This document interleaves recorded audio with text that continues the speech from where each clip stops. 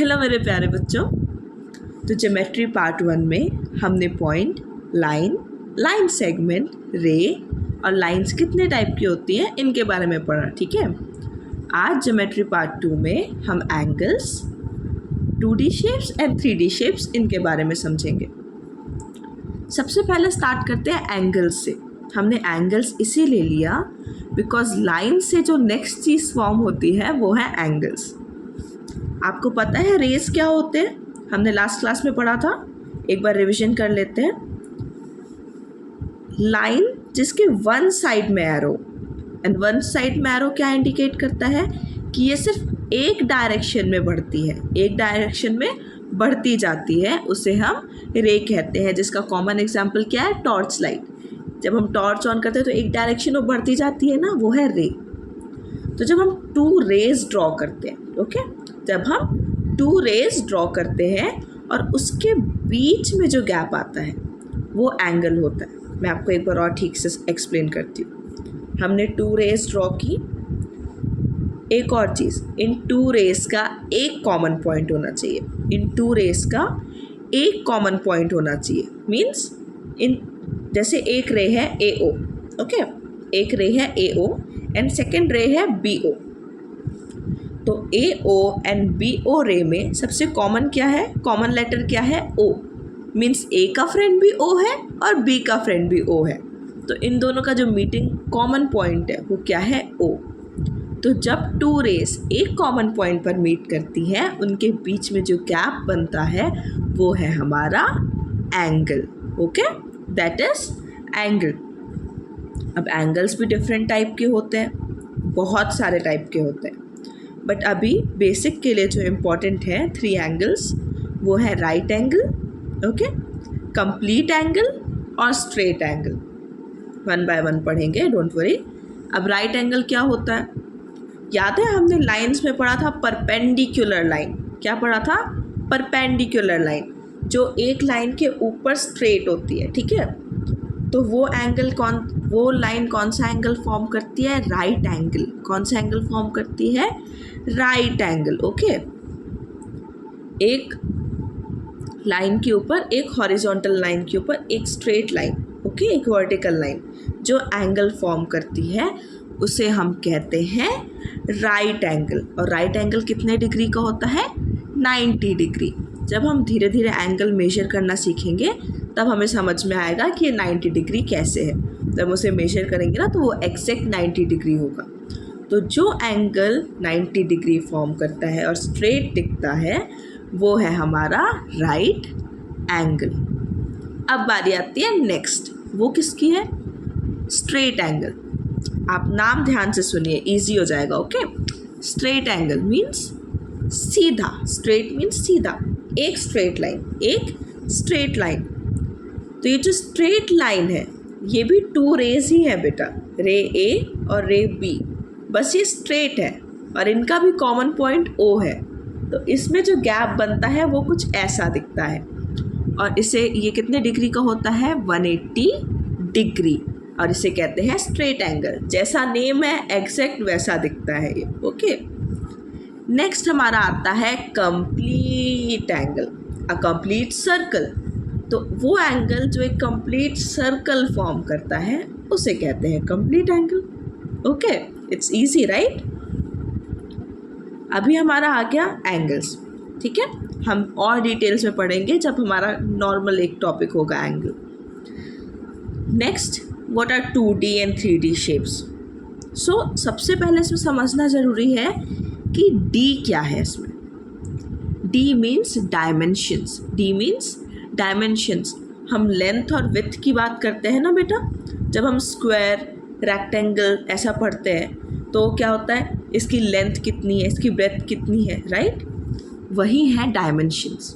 Okay, कुछ बहुत tough नहीं है। लेंथ, विड्थ, हाइट, वॉल्यूम, ये जो सब है ना, इसको हम डायमेंशन कहते हैं। तो वो शेप्स जिनमें सिर्फ 2 डायमेंशंस हैं, ओके, वो शेप्स जिनमें सिर्फ 2 डायमेंशंस है, लेंथ और विड्थ, वो होते हैं हमारे 2D शेप्स। वो क्या होते हैं? हमारे 2D शेप्स। और ध्यान में रखने वाली जो एक बात है, 2D शेप्स को हम ड्रॉ कर सकते हैं रियल लाइफ में होल्ड नहीं कर सकते, ठीक है।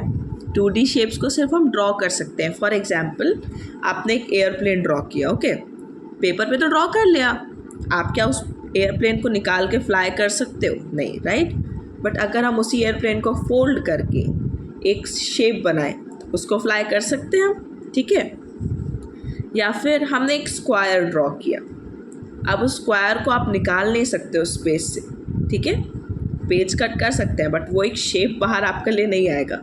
लेकिन अगर हम उन्हीं स्क्वायर्स को स्टैक करें और उसको एक क्यूब में फॉर्म कर दें, तब होल्ड कर सकते हैं। ध्यान रखने वाली बात यह है कि 2D शेप्स में 2 डायमेंशन होती है, ओनली लेंथ और ब्रेथ, और आप इसको होल्ड नहीं कर सकते। ये रियल लाइफ वाले ऑब्जेक्ट्स नहीं हैं। हमारे आसपास ये जितने भी ऑब्जेक्ट्स हैं बेटा, ये 2D ऑब्जेक्ट्स नहीं है, दीज आर 3D ऑब्जेक्ट्स, क्योंकि 2D ऑब्जेक्ट्स सिर्फ पेपर पे ड्रॉ कर सकते हैं, रियल लाइफ में यूज़ नहीं कर सकते। अब 2D शेप्स के कॉमन एग्जाम्पल बताइए, आपको पता होगा, ठीक है। हमारे आसपास स्क्वायर, स्क्वायर क्या होता है?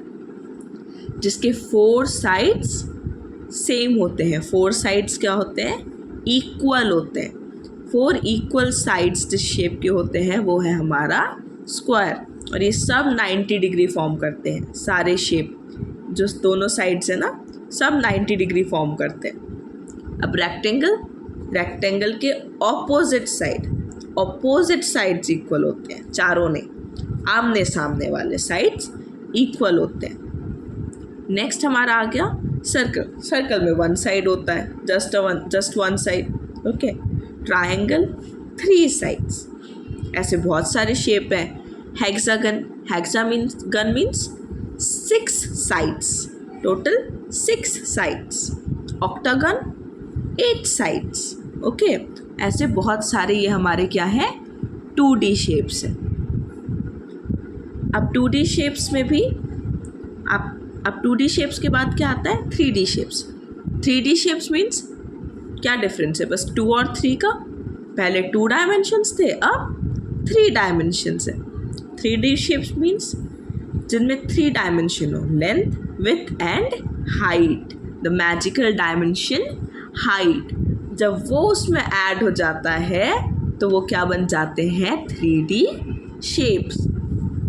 जब हम ढेर सारे 2D शेप्स को एक साथ रखते हैं ना बेटा, उनसे भी 3D शेप्स फॉर्म होते हैं। मैं एक्सप्लेन करती हूँ, ओके। आपने 1 2 3 4 5 6 स्क्वायर एक साथ रखा, 6 स्क्वायर्स को एक साथ रखा तो आपको क्या मिल जाता है? क्यूब मिल जाता है। सबसे ईजी एग्जाम्पल उसका बताऊँ, आप बोर्ड गेम्स खेलते हैं ना, सांप सीढ़ी, लूडो, तो डाइस होता है, उसमें डाइस के कितने फेसेस होते हैं? लास्ट नंबर क्या होता है उसका सबसे बड़ा? 6। वाई? क्योंकि उसके 6 फेस हैं, 6 स्क्वायर्स हैं। Next Rubik cube, Rubik cube खेलते हैं, 6 साइड्स होता है, 6 स्क्वायर को स्टैक किया, हमारे पास क्यूब आ गया, right. Now for example I have this box, okay. कितने साइड्स हैं यहाँ पे? 1 2 3 4 5 एंड 6, ओके। 6 रेक्टेंगल्स हमने एक साथ स्टैक किए तो हमें क्या मिल गया? क्यूबॉइड। क्या मिल गया? क्यूबॉइड। देन बॉल, आप बॉल से खेलते हैं, फुटबॉल है ना, बास्केटबॉल, वॉलीबॉल, टेनिस बॉल, ये सब क्या है बेटा? सर्कल जैसे दिखते हैं but these are not circle. Why? Circle 2D shape है, आप उसको होल्ड नहीं कर सकते, बट यहाँ पे आप उससे खेल रहे हैं। तो बॉल हमारा 3D शेप है, which is known as sphere, which is known as sphere. Next shape I think सबका फेवरेट होगा, मेरा तो है। So the next shape is, can you guess? Ice cream. That cone, cone वाली आइसक्रीम होती है ना, तो वो जो कोन का शेप है बेटा, that is also a 3D shape, okay. अब वो किससे बना है? उसका एक साइड सर्कल है और बाकी ट्रायंगल जैसा दिखता है, राइट। पर अगर हम सर्कल के नीचे circle circle circle circle circle, जब तक वो एक पॉइंट तक नहीं पहुंच जाता, बड़े सर्कल को लेके छोटे सर्कल तक, आप इमेजिन कर पा रहे हैं? यहाँ पे आपको दिख भी रहा है इमेज पे, ओके। तो जब आप सर्कल्स को एक साथ स्टैक करते हैं दैट फॉर्म्स अ कोन। तो हमारे कितने 3D शेप्स हो गए? क्यूब हो गया, क्यूबॉइड हो गया, देन हमारा कोन हो गया, हमारा स्फीयर हो गया, देन वन मोर। आपने पिरामिड्स देखे हैं? इजिप्ट में पिरामिड्स की इमेज देखे होंगे ना आपने? तो वो पिरामिड्स का भी जो शेप है वो एक बहुत कॉमन 3D शेप है। ओके, और पिरामिड का शेप किससे बना होता है? जब 3 साइड्स पे हमारे ट्राइंगल्स होते हैं और बेस पर स्क्वायर होता है। जब हम इनको स्टैक करते हैं तो क्या बन जाता है? पिरामिड बन जाता है। ठीक है, हम 3 ट्राइंगल्स को जब रखते हैं तो हम प्रिज्म बना सकते हैं। Okay, so there are so many 3D and 2D shapes. अभी आपको समझ में आया 2D शेप्स और 3D शेप्स में डिफरेंट क्या है?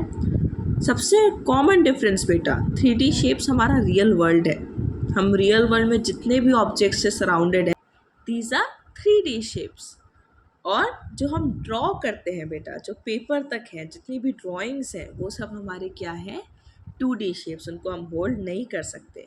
2D में 2 डायमेंशन होती है, लेंथ विथ, एंड 3D में length with and height. Okay, अब हम नेक्स्ट टॉपिक क्या पढ़ने वाले हैं? नेक्स्ट टॉपिक हम पढ़ेंगे एजेस, वर्टिसेस, साइड्स, फेस, ये क्या होते हैं। ये हमारी होगी ज्योमेट्री पार्ट 3 वीडियो। ओके, तो मैं जल्दी अपलोड करूँगी, तब तक आप वीडियो 1 और वीडियो 2 देखकर अपने टॉपिक को क्लियर रखें। Bye bye.